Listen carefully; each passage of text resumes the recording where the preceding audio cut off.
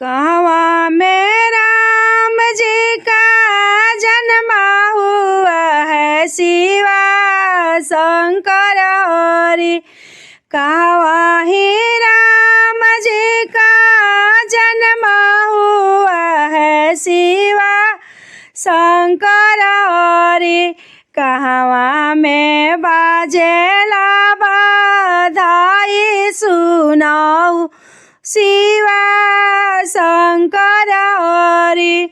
कहवा में बाजेला बधाई सुनाऊ शिवा शंकर हरि। अयोध्या में राम जी का जन्म हुआ है शिवा शंकर हरि।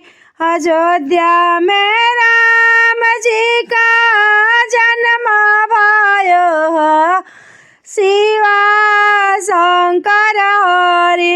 जनकपुर में बाजेला बधाई सुनाऊ शिवा शंकर हरि। जनकपुर में बाजेला बधाई सुनाऊ शिवा शंकर हरि। मचिया जे बैठेली कौशल्या सासु शिवा शंकर हरि।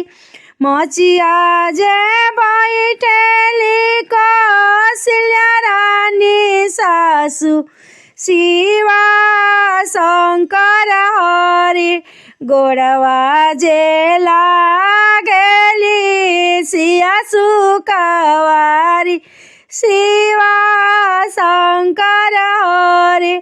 गोड़वा ही लागेली सिया सुकवारी शिवा शंकर हरि। दूधवे न होई सीता पुतवे जुड़ैया शिवा शंकर हरि। दूधवे न होई सीता पुतवे जुड़ैया शिवा शंकर हरि।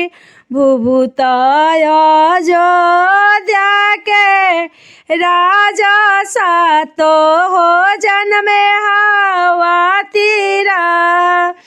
भूभूति है अयोध्या के राजा सातो हो जन्मे हवा तीरा।